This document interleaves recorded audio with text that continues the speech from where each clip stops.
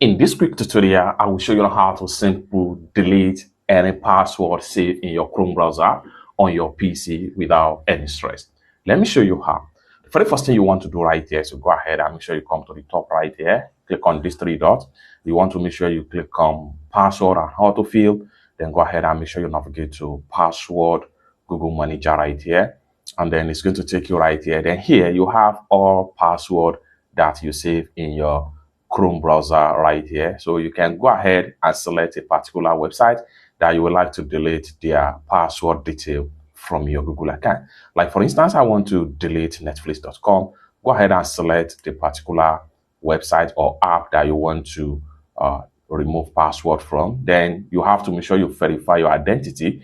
In this video, I'm using Hello Windows Security. I will simply enter my password identity right here, just like so. That's going to take you right here. Next thing you want to do is to go ahead and make sure you click on delete right here.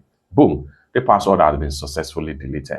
You can use this method to delete and remove as many as possible password that you no longer use from these particular sections right here. And then you are done.